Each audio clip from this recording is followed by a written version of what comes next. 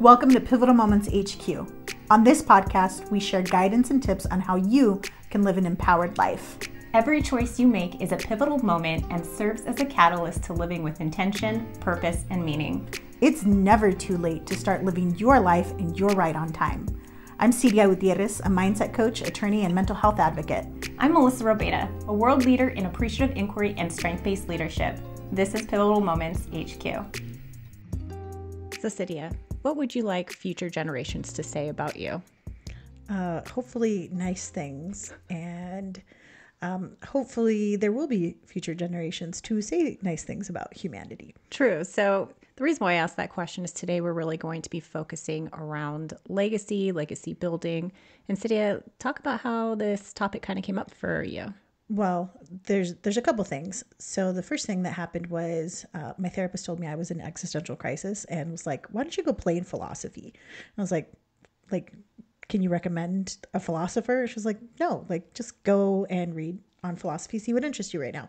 I was like, okay, that sounds interesting. And so in this world of philosophy, I stumbled on to this book that I just finished reading, The Good Ancestor, How to Think Long-Term in a Short-Term World by Roman, I keep butchering this name, Roman Krznaric.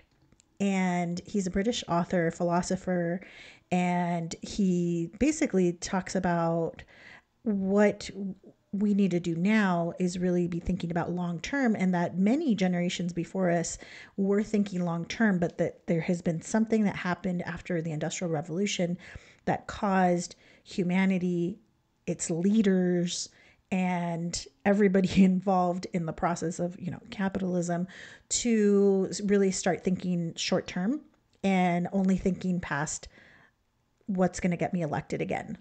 Well, I mean, you often hear too, it's like live in the present. So it almost is like a lot of wellness things are actually preventing, I shouldn't say preventing, but really discouraging you from really thinking big term because they want you to live in the moment.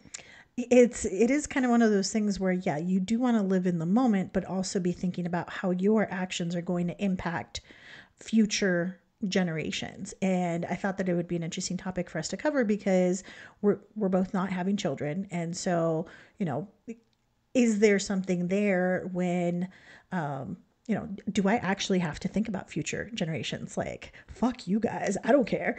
But fuck your crotch goblins, man.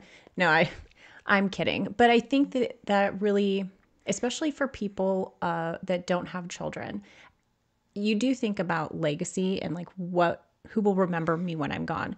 And not to say that people with children don't think about that, but the fact that your biological material will continue to live on after you're gone. I think it's legacy in terms of how we talk about it, I think differs greatly between people that have children and those that don't. And I don't think one is better than the other, but I think it's almost like a human contemplation that I think everybody thinks about at some point in their life. I would certainly hope so. And I think part of what was really enlightening about this book is that, frankly, it doesn't really matter whether or not, our children's children. It's like, I can think of, my niece, pick any one of my nieces and think of them as 90-year-old women. What kind of world do I want them to have when they're 90 years old? And really taking that long-term view of the actions that I'm taking today and how they're going to impact my loved ones, right? Whether or not, there's some of you podcast listeners have little babies that I love so much. Mm-hmm. And, what kind of world do I want them to be in? And I'm a part of that. Just because I've chosen not to have children doesn't mean that I'm not part of that whole cycle of what's going to be in the future. What an interesting concept, because when I think of legacy, I think about what about me? What about me will be living on after I'm gone? I haven't really thought about it in the context of what world am I leaving behind for my nibblings, my nieces and nephews that are produced by my siblings, in case we have new listeners. In case you're new here. Yeah, in case you're new here, nibblings. So it's like I hadn't really thought about it from that lens before. Yeah, and I mean that's what was really so nice about this book is he talks about a bunch of different ways to start doing that long-term thinking. One of the things that he thought of, that he explained, which I didn't know about before, was that in Native American cultures, the leadership is charged with thinking 7 generations out.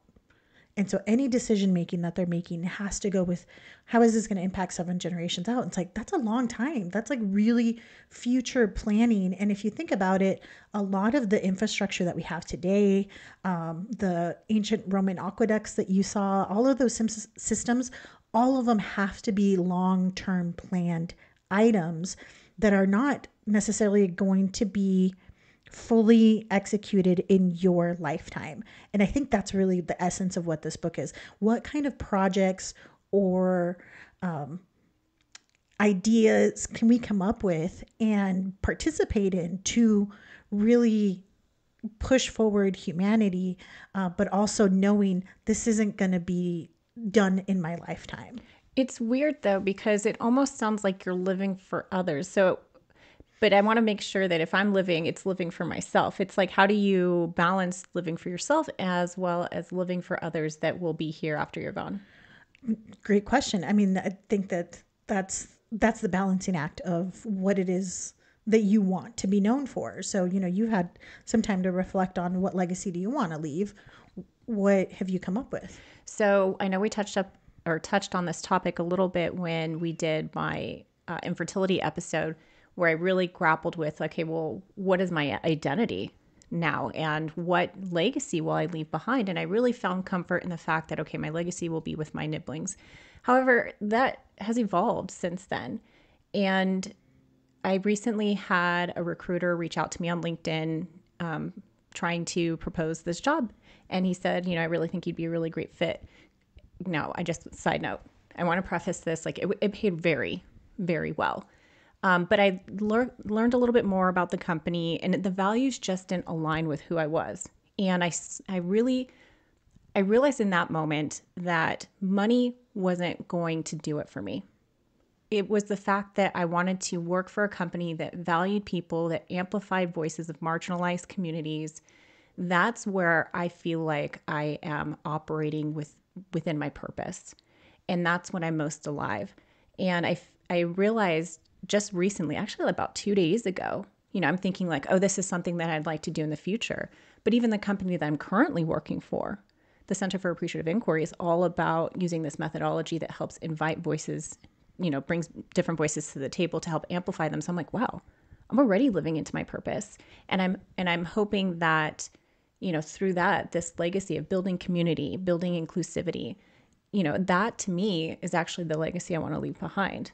And I think that legacy will help future generations down the road. What about you? Well, I mean, before we move on to me, I love what you were saying there with just really that building and the fact that you are doing it today. So even though it's something that you're saying, well, I want to be in the present. Yeah, you are in the present, but you are also thinking about that long-term impact. And, that's part of why you do the trainings that you do, and that your company is reaching out for other people. Every single quarter, there's a scholarship that's given to a person from a marginalized community to become a facilitator and be able to teach these things, right? Like all of that is in alignment with those goals, which I just think is awesome. So I just wanted to reflect that back to you. Thank you. That's actually a result of you suggesting this topic, and it really had me reflect. So thank you for that. So what about you? Well, I mean, for me, it's been with this idea of, okay, seven generation thinking, but really these long-term projects, and really getting out of, okay, well, I just want to accomplish this one little item. It's like, oh, okay, I want to do this in the next 6 months. Like those projects are nice, but I'm thinking, what can I get involved in that really has a long-term impact? And I think part of the freedom that gives you is knowing this isn't going to be done in my lifetime. It requires groups. It requires more people to be involved. And then that also gives you permission to do your part of it. Now you brought up a really great point, because a lot of the things and ideals that we hold, valuable to us will not be lived out in our lifetime. And even, I'll talk with my grandmother about like women's rights. And she's like, the things that I marched for, I know that I'm not going to see in my lifetime, but I do hope that it'll come to fruition in your lifetime. But knowing that it's not going to be maybe realized in your lifetime, how do you stay motivated? Isn't that kind of deflating a little bit? I mean, it could be. I think part of what it is that you're really tapping into identity. I don't want to say identity politics because that's not the right term, but it's finding a cause that Is that is the part essence of your core? yeah, that is part of your identity. Because when you adopt it, it makes it easy for you to continue to do it. Like that's the best kind of motivation that you have, right? And we've talked about habits and forming these different types of habits. An identity habit is going to be to your core. And so if you're finding a cause that is aligned with and is part of your identity, it's going to be very easy for you to do the things that are in alignment with that. Now, we're talking about causes and different projects that you can be involved in. It is a large world. Okay, there's lots of different things that are out there. And I think one of the risks of this topic is overwhelm. Feeling like there's so many things, like how do I pick one thing? How do I do all the things that I want to do? Like I want to work on women's issues. I want to empower them, educate, but I also want to fight the abortion stuff that's going on. I want to, at the same time, I want to eat healthy and reduce my carbon footprint, but I want to travel and like, it's so much that I think people get overwhelmed. And so my main suggestion is pick a cause. Just start somewhere for yourself. Like for me, it's very easy and simple, but like I don't like using plastic straws. Like it's a simple item where I want to reduce those amounts because I want to help the sea turtles. Like it's totally like my little altruistic thing. But once I really got behind it, I no longer cared about being embarrassed of like, let me pull out my reusable straw when I'm at a restaurant. Like I was like, I don't care. Like this is part of me living into that value of having it. And if I don't have a straw, like I generally don't ask for it. Like, and that's a very small act, but it's a small, consistent act that I can do because it aligns with who I want to be. It also has a long-term impact because I'm helping the environment. Am I picking up trash at the beach? No. If I lived at the beach, maybe I would. I don't know. But I'm finding things that are in alignment with how I want to live and be better about how I'm using things in my environment. I think legacy, when you're looking at it in that lens, it really helps you to focus on the big picture. And then looking at these like micro actions that you're doing, it's like, okay, will this action or this decision I'm making, does it impact or influence my overall goal? And does this align with the legacy that I want to leave behind? And so it's funny because when earlier when I talked about this job opportunity, I had friends that were like, do it, sell out. It doesn't matter. Like, look at how much money you're going to be making. But there was something, and I couldn't identify why I was so hesitant to even submit my application for this position. And it was because I wasn't living into my values. And that alone, once I kind of came to that realization, I was like, wow, that is the legacy. That's the legacy I want to leave behind, is empowering marginalized communities through meaningful dialogue. And I was like, wow, I'm already living that. So having taken this position, it would have gone against it. So I just think, there's little things that you can do. There's different jobs I've taken or, not taken because they aren't in alignment. That also impacts my relationships. Am I being the friend, the sister, the daughter that I want to be? Am I inviting those conversations in and everything like that? So I look at little things like that to see if I'm in alignment. But yeah, I think having a legacy, it's like that broader stroke, and then doing things to make sure that you're living it out. Well, and it's funny because you're saying it's a little thing, right? Having meaningful conversations, but how many people are actually starved for a meaningful conversation? And you don't even know what impact that conversation is going to have on somebody's long-term planning or how they see themselves and view themselves. So I don't think they're minor things, but it is something that you can do that feels manageable. You have the control over whether or not you're having a meaningful conversation with people in marginalized communities. If you are amplifying those voices, those are things that you can do, right? As opposed to, okay, I have to have this big audacious goal of, impacting 10 million people and raising up 10 million people's voices. Those things feel really big and overwhelming. And there are certainly people out there who I know have the ability to do that. And we've had a couple of those guests on the podcast. That's really big. And that feels like a lot of pressure. And so really what I'm inviting our audience to do is think about the smaller things that you actually can incorporate in your life, that you can get behind, that isn't going to feel like, oh my gosh, I have to take on the whole world, because you don't. And, prior generations who built the roads for us and interconnected all of the interstates, highways for us, that was a gift that they gave us, right? The gift of us being able to freely move between states. It is a huge ass country, right? They gave us that. What are the types of gifts that we have going forward? And I can tell you that for our politicians, and if we have any local politicians listening to this, I want to know what your long-term plan is. I want to know what your long-term plan is beyond your reelection or beyond you not being able to run for that seat anymore. What is the bigger impact? And I know that some people talk about like the 2030 agenda. And Anna, if you're listening to this, I'm thinking of you right now. Love you. I don't necessarily think it's a bad thing, though. I don't think the 2030 agenda of getting people on board with resources or other things are necessarily bad. I think it's something that is that long-term planning that we're just getting closer and closer to seeing as the closer we get to that year. But I do think that at the end of the day, we have to come together not only as U.S. citizens, but as citizens of the world and as citizens of humanity in how we are moving forward to really be able to give gifts to our future race. Interesting. As you were talking, what surfaced for me when you were talking about short-term versus long-term planning, I feel, and again, I'm just going to stick with your politics because that was the example you gave, but when we're looking at short-term, it's legislation that I feel is almost reactive. It's to put a Band-Aid on something that's currently, surfacing. But I think what I like about what you're saying is like, okay, you're doing stuff that basically puts Band-Aids on these wounds, but what is the long-term vision? Not to say that you can't or shouldn't be passing, quick legislation right now, but what is your vision for the future, and how might you maybe start to help build legislation, community around these ideas that you'd like to see, like you said, for future generations? Well, and while we're on politics, right, we both love hiking and we love going out to these national parks.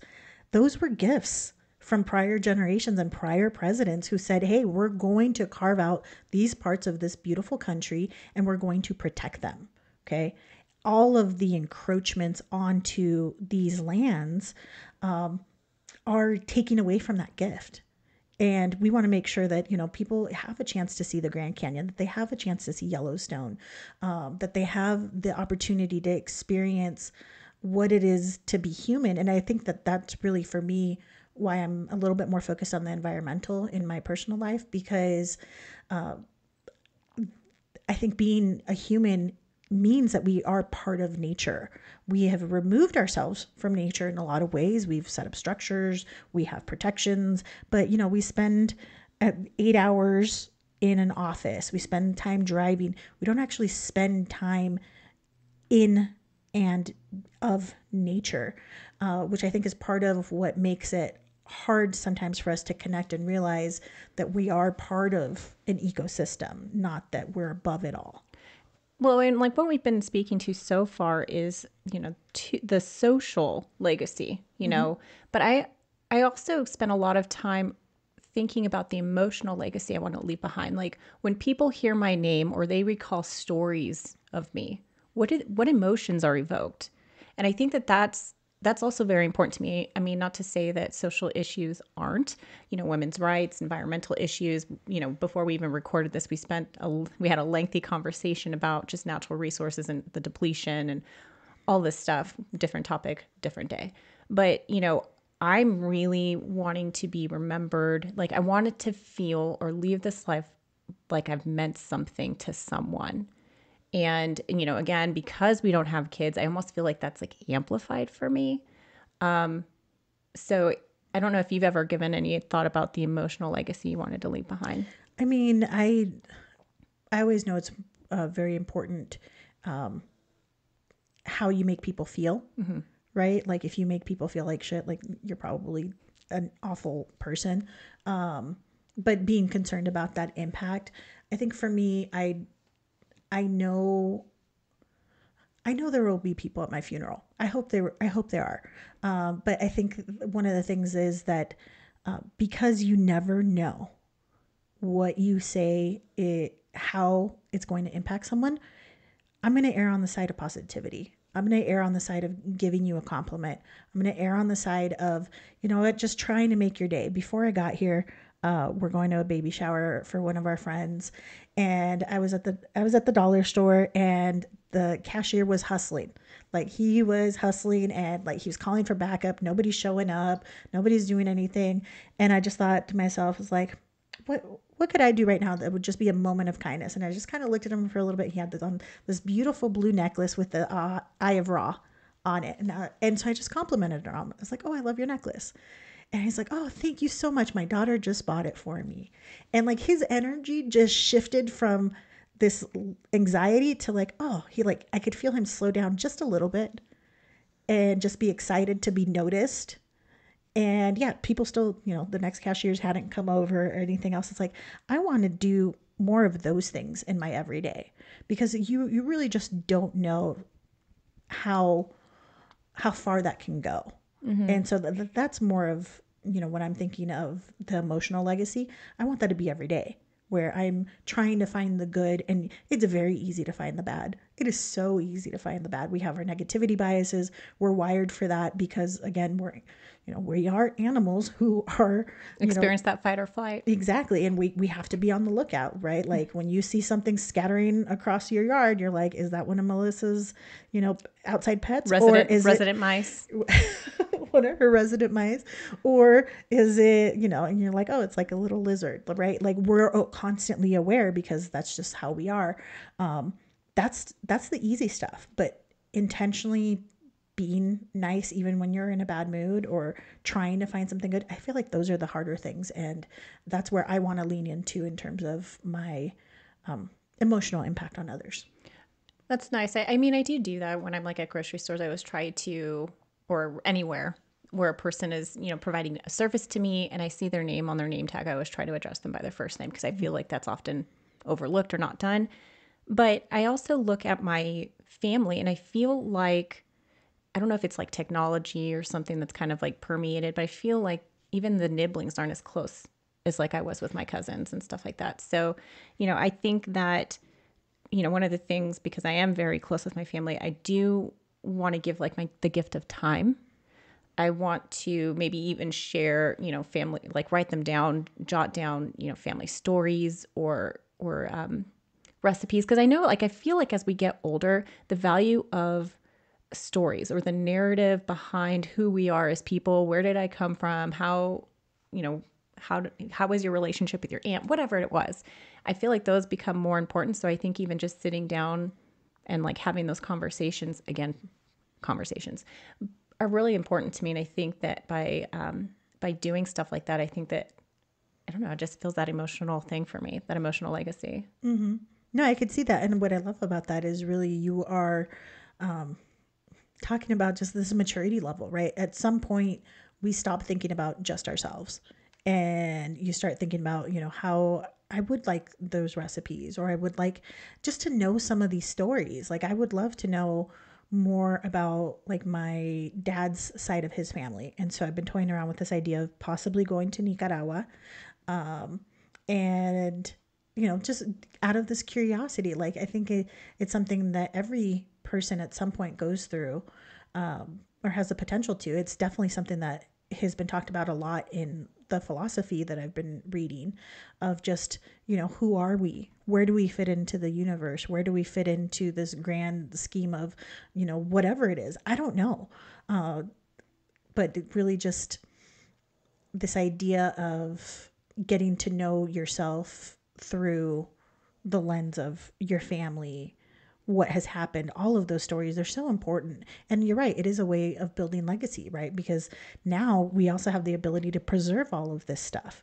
Like when I, am sad and old and alone because everybody's gone, I'll be able to listen to this podcast.